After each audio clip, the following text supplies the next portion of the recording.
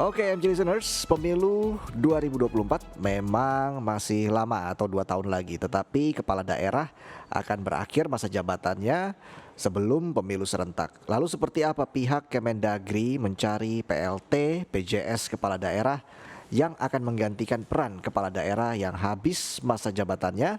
Dan saat ini kita sudah bergabung melalui sambungan telepon bersama mantan Dirjen Otonomi Daerah Profesor Jo Hermansyah. Selamat pagi Prof Jo, salam sehat Pak. Iya, pagi Mas Reza, salam sehat juga. Baik, dan di studio saat ini sudah hadir juga di sebelah saya jurnalis senior Media Group Leonard Samosir untuk membahasnya. Oke, apa kabar Bang Leo? Selamat pagi Bang, salam sehat. Selamat pagi, salam sehat. Sudah sehat, terus sehat. Harus sehat ya. Prof Jo, selamat pagi juga. Apa kabar Prof? Sehat pagi. ya? Ya, pagi Bang Leo. Oke, Prof Jo, ini kita akan tanya-tanya nih terkait dengan penggantian kepala daerah. Prof Jo, ini bagaimana melihatnya? Ini kalau kita lihat sejauh ini memang Kementerian Dalam Negeri ini seperti mencari kucing dalam karung ya, Prof Jo. Kalau dari soal aturan sendiri sebenarnya sudah jelas belum soal terkait dengan PLT atau PJS ini, Prof Jo, menurut Anda? Sebetulnya aturannya sudah jelas kalau standarnya adalah PJ tidak lama, ya. Jadi kalau PJ waktunya pendek, hanya bilangan bulan, nah maka aturan sudah memadai itu ya, langsung diangkat PNS untuk menjabat PJ itu. Ditetapkan saja oleh Mendagri, oleh Presiden, ya. Nah, kalau untuk Bupati Wali Kota diusulkan oleh Gubernur, kalau untuk PJ Gubernur diusulkan oleh Mendagri, itu untuk menjaga supaya pemerintahan tidak berhenti, tetap berjalan, karena kalau kosong itu rakyat siapa yang urus. Nah, itu azasnya no vacuum of power. Tidak boleh ada kekosongan kekuasaan sehari pun, sedetik pun bahkan. Nah, tapi dalam konteks yang saat ini, itu ada perbedaan Mas Reza, yaitu PJ ini masa jabatannya lama, yaitu hampir mencapai 3 tahun bahkan ya. Dan yang kedua ada hajatan besar namanya Pileg, Pilpres, dan Pilkada Serentak Nasional, yang tentu saja itu rawan untuk dilakukan semacam intervensi oleh pemegang kekuasaan ya yang berwenang terhadap para PJ yang mereka angkat ini. Jadi mereka adalah pejabat yang diangkat ya, tentu dia sangat kuat, sangat di bawah kontrol pejabat yang mengangkat. Nah, itu bisa saja timbul berbagai macam hal, intervensi ya terhadap mereka sehingga bisa mengganggu yang namanya integritas pemilu kita, termasuk pilkada kita. Jadi oleh karena itu maka memang harus jangan tertutup seperti pola lama. Jadi harus ada pola baru pengangkatan PJ, yaitu pola yang bersifat transparan, akuntabel, memenuhi prinsip-prinsip demokrasi, tentu dalam konteks bukan pemilihan ya, tapi dalam konteks ada kompetisi bagi orang yang mau diangkat jadi PJ, bukan diam-diam nanti kemudian jadilah orang itu jadi PJ karena ada titipan ya dari orang-orang yang berpengaruh. Tentu saja mereka akan tidak bisa menjalankan tugas-tugasnya nanti dengan baik. Begitu Mas Reza ya. Iya, artinya harus dicek and recheck juga ya, Pak Prof Jo ya, terkait dengan kualitas pemimpin yang akan menjalankan pemerintahan nanti, begitu Pak Jo, Profesor Jo. Ya, betul, harus diketahui oleh publik. Jadi kalau dia aneh-aneh, misalnya track recordnya buruk, ya jelek, selama ini ada pelaporan ke KPK atau ada persoalan yang dikomplain oleh publik ketika dia sedang dalam jabatan, itu kan publik jadi bisa tahu, terlibat. Jadi kalau model beli kucing dalam karung kan kita nggak tahu, tiba-tiba dilantik saja oleh Mendagri misalnya, atau kalau Bupati Wali Kota PJ-nya dilantik oleh Gubernur. Nah, kemudian timbul berbagai macam soal, apalagi ada mekanisme yang kena tertutup dan tidak jelas komunikasinya, usulan-usulan PJ yang dari gubernur ke pemerintah pusat, kemudian kan tidak diakomodasi. Lalu pusat pilih nama lain. Nah, kemudian terjadi resistensi kan, beberapa gubernur menolak melantik si PJ yang sudah di SK-kan oleh pusat. Ada juga yang dilantik tapi suruh berhenti dia, suruh mundur dari jabatan PJ karena bukan yang diusulkan oleh gubernur. Ini namanya gaduh dan kisruh. Dan Mas Reza, kalau saya, tahun politik, tahun pemilu, pemerintahan ini jangan gaduh. Pemerintahan ini harus stabil, harus tidak buat kebijakan aneh-aneh. Nah, ini kebijakan aneh karena pakai pola lama, padahal ada perkembangan keadaan baru. Pola lama yang tertutup, hanya internal pemerintah saja yang tahu, ya kan? Nah, sehingga timbullah berbagai sangkaan, dugaan, ini titipan si anu, ini titipan si ini, ya kan? Apalagi berkembang kemarin ini pengangkatan PJ-PJ itu ada tentara pula yang jadi PJ, ada mantan polisi yang jadi PJ, ya baru masuk ke dalam jabatan GPT Madya, orang belum tahu, ngerti nggak dia pemerintahan sipil, selama ini dia ngurusin keamanan, termasuk Kabinda. Ya, Kabinda kan urusan Telik Sandi, tiba-tiba suruh jadi PJ Kepala Daerah. Nah, lalu ada lagi orang dari Kementerian Menpora, staf ahli, jadi PJ pula, PJ Gubernur pula, ada pula Dirjen Pertambangan, jadi PJ Gubernur pula. Ini gimana? Nggak tahu orang, nggak bisa. Tahu kaget publik. Mereka tahu ketika dilantik. Nah, jadi ini pola lama yang tertutup sehingga bisa saja ada tadi ungkapan beri kucing dalam karung ya. Kita nggak tahu. Tiba-tiba dia ngurus daerah lama dan ngurus daerahnya itu kalau pakai teori MK, putusan MK, karena ada yang lebih dari 2,5 tahun, itu sama dengan satu periode loh, Mas Rita ya. Nah, jadi prinsip pemerintahan daerah itu, otonomi, kepala daerahnya itu kan dipilih pada rakyat secara demokratis. Masa diangkat oleh seorang presiden, diangkat oleh Mendagri. Nah, itu sudah tidak cocok dengan konteks lamanya waktu ya. Berbeda sih kalau zaman yang saya jadi PJ ya, saya jadi PJ Gubernur dulu di Riau, itu cuma 4 bulan. Karena kosong kepala daerahnya, ada kasus hukum, maka kemudian saya mengisi jabatan itu. Lalu internal pemerintahan aja, Mendagri usul, kemudian Presiden tetapkan, berikan kepres, dilantik saya oleh Mendagri. Dan dengan demikian berbeda keadaan. Jadi dalam konsep pemerintahan yang baik, kalau ada peristiwa pemerintahan baru, maka keadaan baru, maka kita harus respon dengan kebijakan baru. Itu jangan pakai Cepat ya, kebijakan lama. Prof. Jo. Nggak cepat saja. Nah, ini makanya saya lama ngusulin pola lama itu nggak cocok nih, harus ganti pola baru karena dikritik orang banyak, publik ribut. Baik. Begitu, Baik. Mas. Ya. Iya, itu tadi tanggapan dari Prof. Jo ya, Bang Leo ya. Ya. Kalau Bang Leo sendiri bagaimana Bang Leo menilai pendapat dari Prof. Jo yang mengatakan bahwa masih banyak pola-pola lama ini yang terjadi di roda pemerintahan di daerah, ini seperti apa Bang Leo? Ini permisi kepada Profesor Johermansyah Johan ya, karena Pak Jo ini kan ahli otonomi daerah, tapi saya hanya berpikir dari sisi yang lain ya. Kalau saya melihat begini, Prof. Jo, Reza, ketika saya hanya melihat contoh deh, ketika kita mendapatkan seorang gubernur DKI Jakarta, Joko Widodo, yang kemudian menjadi presiden Republik Indonesia, itu kan memang betul sebelumnya pernah menjadi wali kota 2 periode ya, Prof. Jo ya. Ya, betul, di Solo. Dan beliau punya pengalaman akhirnya bagaimana mengatur, mengelola pemerintahan daerah. Walaupun pengalaman seorang Joko Widodo sebelumnya kan adalah pengusaha. Memang benar kader partai politik, tapi sebelum proses pemilihan sebagai kepala daerah baik di Surakarta maupun di Jakarta dan kemudian kepala negara, kita tidak terlalu banyak mendengar kiprah politik seorang Joko Widodo. Nah, kembali kalau saya melihat aturan Prof. Jo, benar bahwa yang Prof Jo katakan, MK mengatakan meminta supaya ada transparansi.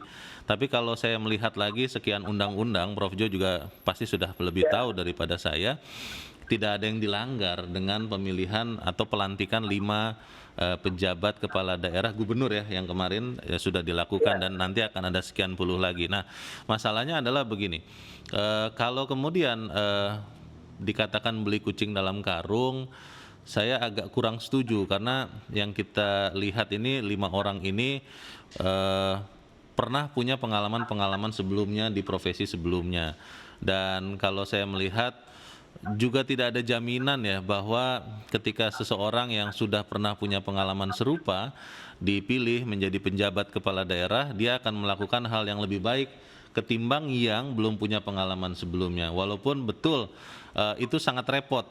Misalnya saya deh begitu ya Reza, selama sekian tahun profesi saya sebagai jurnalis, kemudian nanti tidak usah jauh-jauh saya berpindah ke korporat sebagai misalnya public relation, itu 2 hal yang berbeda yang harus dipelajari lebih banyak. Tetapi dalam hal ini kalau melihat legal formal, tolong dikoreksi juga Prof Jo, saya lihat yang dilakukan Mendagri atau Kemendagri sejauh ini tidak ada yang dilanggar ya Prof Jo ya, betul tidak Prof?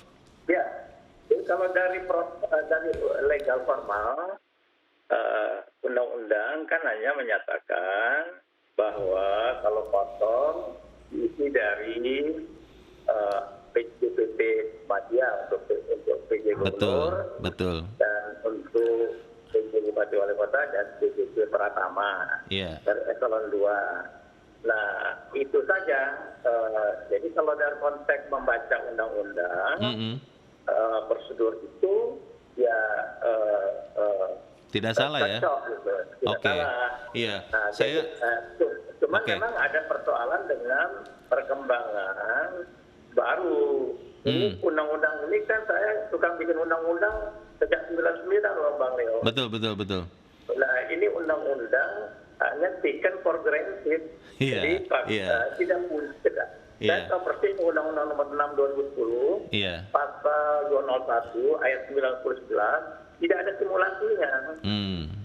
Jadi tidak dieksersis dengan baik. Jadi ada kecermatan dalam penyusunan kebijakan tidak dilakukan. Itu masalahnya kalau saya pikir Prof Jo dan Reza.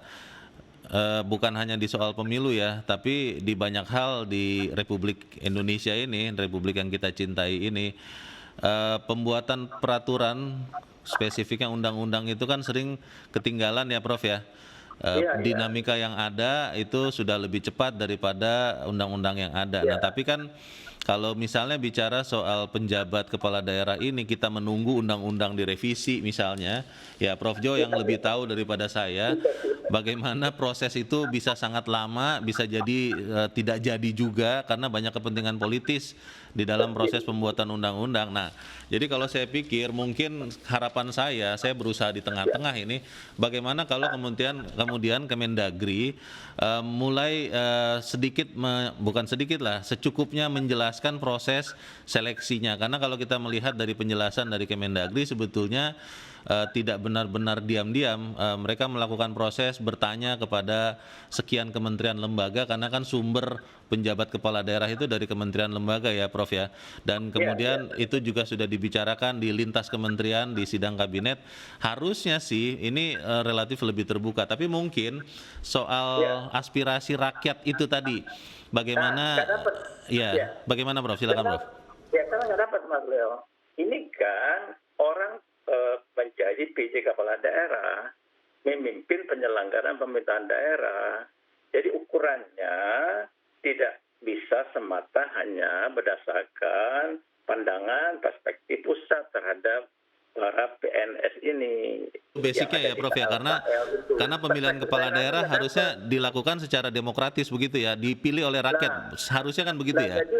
Jadi harusnya kalau model yang baru yang terbuka yang saya sarankan, harus ada prosedur-prosedur pelibatan publik di daerah. Nah itu masalahnya kan itu belum ada aturannya kan Prof, bagaimana menjaring, lalu apakah masukan Sudah Itu ada? nggak perlu di undang-undang, nggak perlu di undang-undang. Oh, jadi Itu harus peraturan, makanya cukup bisa di peraturan Permendagri pemerintah cukup. begitu? Enggak, Permendagri aja. Oh, Cukup, Permendagri, nggak usah pakai oke. PP, Mendagri aja bikin permen. Oke. Nah, prosedurnya sekarang Gubernur Ya, ketika ya. usulkan kepada kami, Anda konsultasi sama pimpinan DPRD, Oke. ya kan? Ya. Nah, itu misalnya memadai, ya kan? Iya. Jadi ada pelibatan representatif rakyat di daerah, namanya Oke. DPRD. Iya. Bukannya langsung di drop aja dari Jakarta, dropping, nanti kemudian ditolak oleh rakyat di sana gimana? Emang Iya, iya. emang ini bukan emang ini instansi, ini Oke. daerah otonom, Bung Leo. Betul, betul. Baik, saya ke Prof Jo lagi. Prof Jo, kalau kita bicara soal Kemendagri, ini sebenarnya seberapa jauh Kemendagri bisa ikut campur begitu ya, tanda kutip, dalam pemilihan atau mencari PLT untuk menjalankan roda pemerintahan di daerah. Seperti apa, Prof Jo? Nah, gini Mas Reza. Tadi saya ingin koreksi istilahnya bukan PLT ya Mas Reza ya. Jadi itu istilah yang benar itu PJ, penjabat kepala daerah. Kalau bahasa teorinya caretaker, ya. Karena orang yang menjalankan pemerintahan di daerah ya, karena untuk sementara. Jadi kalau PLT itu adalah apabila kepala daerahnya berhalangan, maka wakil menjadi pelaksana tugas dan kewenangan gitu ya, untuk koreksi supaya publik juga paham itu. Nah, Baik. halo? Ya, Nah, silakan Prof Jo. Ya, ya. Jadi kalau Dagri itu dia sangat kuat posisinya dalam penetapan PJ Bupati dan Wali Kota, dan kemudian juga ikut serta memproses dalam penetapan PJ Gubernur. Karena kalau PJ Gubernur itu keputusan yang mengambilnya adalah Presiden berdasarkan usulan Mendagri. Tetapi kalau PJ Bupati dan Wali Kota yang berwenang mengambil keputusan adalah Mendagri berdasarkan usulan 3 nama dari Gubernur. Bahkan Mendagri bisa tidak mengakomodasi 3 usulan Gubernur itu. Dia bisa cari nama lain di luar 3 nama itu dan mengambilnya dari orang pemerintah pusat. Oke. Artinya, Mendagri sangat powerful dalam menentukan posisi para PJ ini. Ya, gitu Mas Arya. Baik. Ya. Bang Leo, mungkin ada tambahan yang ingin diberikan pernyataan terkait dengan PJ ya, kepala daerah yang akan menggantikan peran kepala daerah yang habis masa jabatannya Ya. untuk saat ini. Bagaimana Bang Leo? Saya hanya ingin menegaskan lagi, Prof Jo, tadi kan di awal Prof Jo mengatakan yang menjadi berbeda di penjabat kepala daerah baik gubernur, bupati, wali kota dari tahun ini sampai 2024 Iya. adalah karena masa jabatan ya, Prof. Betul ya, Prof? Masa jabatannya lama dan ada Lama. hajatan pemilu, Pileg, Pilpres, dan Pilkada ketika mereka sedang menjabat, Mas Leo. Oke. Nah, Jadi dia itu ketika menjabat nanti kan dia diangkat oleh Mendagri dan Presiden. betul. Nah nanti kan dia taat dan patuh kepada Presiden dan Mendagri, begitu loh ya. Kan Iya, orang iya. khawatir Iya. ada kepentingan politik bermain di situ. itu memang sesuatu yang kalau kita katakan tidak ada sama sekali juga naif begitu ya, Prof ya. Tapi kalau melihat pengangkatan 5 penjabat kepala daerah gubernur yang kemarin sudah dilakukan bulan Mei itu aturannya kan Mendagri mengatakan diangkat untuk 1 tahun dan dan kemudian dievaluasi untuk kemudian apakah diangkat kembali atau mungkin bisa diganti atau diberhentikan. Nah, kalau saya melihat kehati-hatian itu sebenarnya sudah ada, tinggal kita semua yang mengawasi, karena kalau kemudian tidak diawasi juga ya sama saja bohong begitu kan, nggak ada gunanya. Nah, yang saya pikir sih begini, Prof, mungkin dalam hal ini Mendagri yang tadi Prof Jo katakan bisa melakukan atau membuat peraturan Mendagri Karena undang-undang kan kita tahu sendiri susah sekali dibuat di Republik ini. Nah, itu mungkin yang harus dilakukan ya, seperti apa. Walaupun di sisi yang lain saya juga memikirkan begini Prof, kalau kemudian dibuka seluas-luasnya aspirasi masyarakat untuk memilih penjabat kepala daerah, saya agak kurang yakin juga itu Prof, kalau kemudian masyarakat itu benar-benar bisa memberikan masukan yang objektif, yang bebas dari kepentingan politis, yang kemudian bisa membuat pemilihan atau penunjukan penjabat kepala daerah ini bisa berjalan efektif. Begitu kan Prof ya? Iya. Jadi gini Mas Leo, dari segi peraturan Menteri Dalam Negeri, atau mungkin yang lebih afdol sih sebetulnya yang lebih kuat PP ya.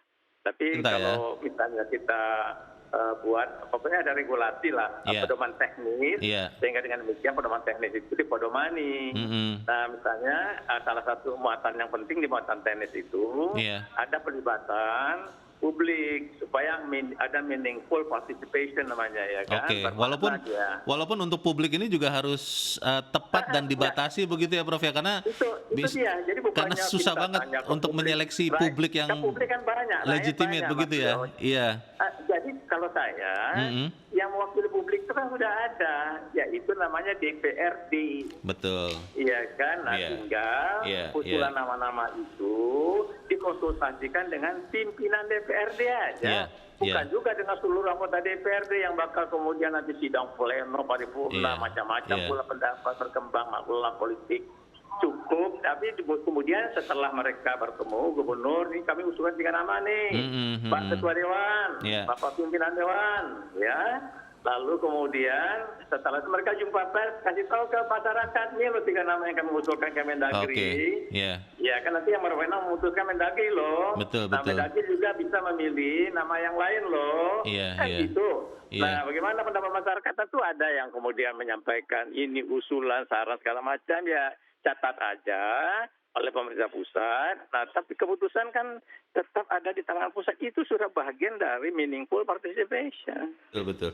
Saya setuju. Nah, itu nggak dilakukan. Kita sarankan dibuatlah aturan yang baik kepada lewat Permendagri, sehingga dengan demikian juga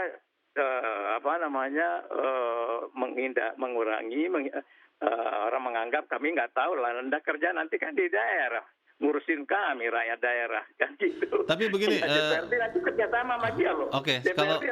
Baik, Prof Jo, saya hanya ingin bertanya ke pengalaman Prof Jo ya, kan tadi sudah mengatakan pernah menjadi pejabat kepala daerah juga ya.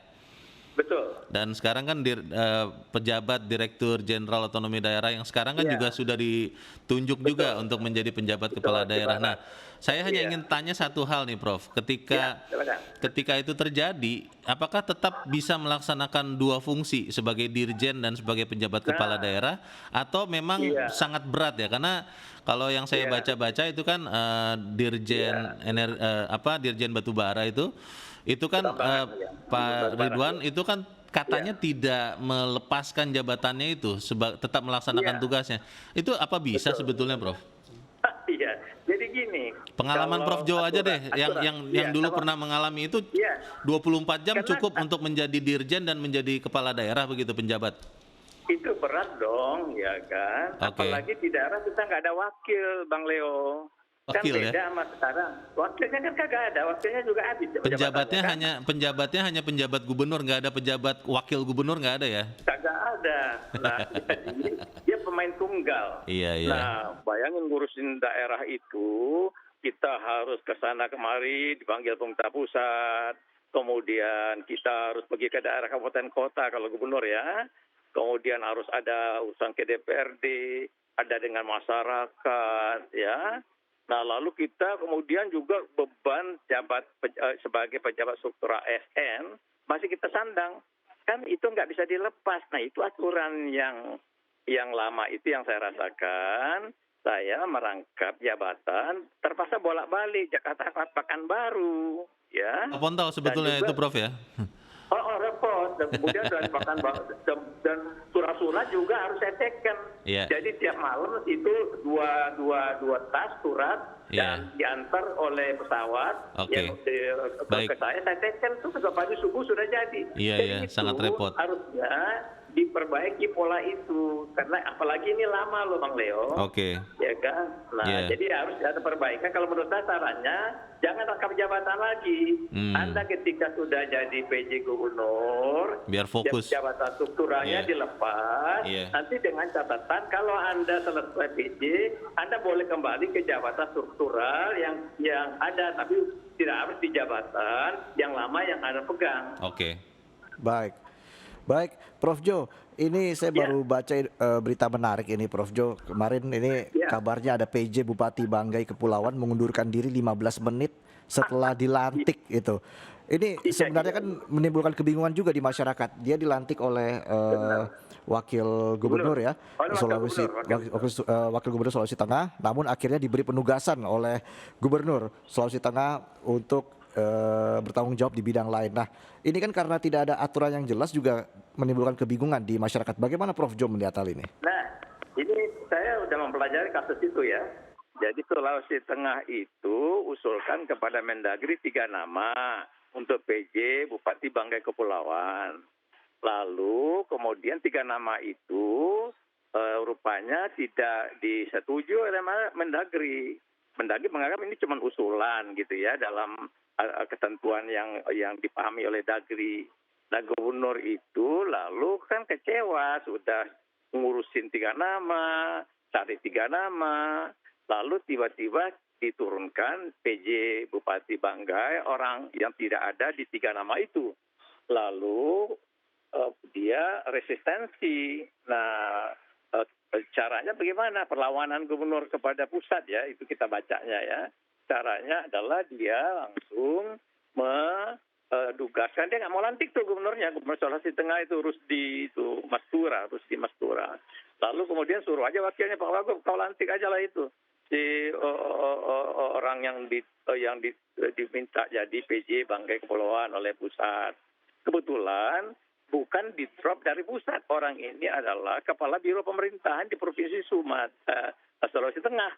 Jadi kan anak buah gubernur juga, cuma namanya tidak ada 3 nama yang di dalam 3 nama yang diusulkan. Lalu Itu dia. Ya, lalu kemudian orang ini kau nanti sudah dilantik ya, kemundur aja lah, ya kan gitu. Kira-kira saya membayangkan skenario-nya seperti itu. Tentu dia takut sama gubernurnya. Nah, jadi dilantik artinya gubernur melaksanakan tugas pelantikan yang dibebankan kepada dia, tapi kemudian orang ini mundur.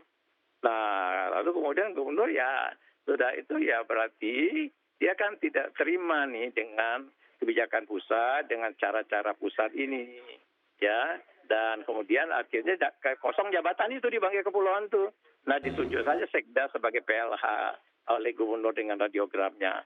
Nah, itu juga bisa saja Mendagri menjadi konflik, terjadilah konflik antara Mendagri dengan gubernur Sulawesi Tengah. Ini kan tidak baik. Gubernur itu wakil pemerintah pusat di daerah, ya kan, wakil presiden di daerah gubernur itu.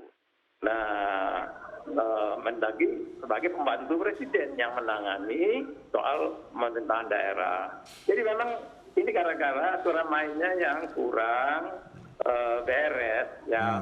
Kalau memang gubernur bilang 3 nama yang nggak boleh diusulkan itu, bagaimana mengkomunikasikannya? Betul. Harus ada alasan kenapa.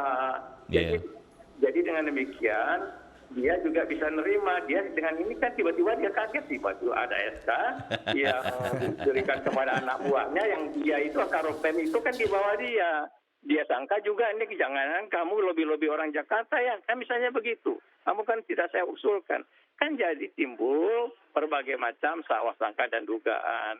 Ini ketertutupan itu Bang Leo yang harus kita perbaiki. Ya kan kalau nggak ke dia bakal gaduh terus. aturan main tadi, Bang Leo. Ya, aturan main supaya tahu kita ini lagi main sepak bola atau lagi main futsal, aturannya kan beda walaupun bolanya sama. Begitu ya, Prof ya? Benar-benar sama-sama bulat sekolahnya. Baik, terima kasih atas pencerahannya, Profesor Johermansyah Johan. Sehat selalu, Ya, Prof. sama-sama, Terima kasih Prof. sudah bergabung Prof Jo, terima bersama kasih. kami Ya, di sama-sama, Morning Traffic. Bang Leo. Terima kasih juga Ya. kepada Bang Leo ya, Terima sudah kasih, menyempatkan Desa. waktunya di Morning Traffic. Sehat selalu dan kita berjumpa lagi di lain kesempatan.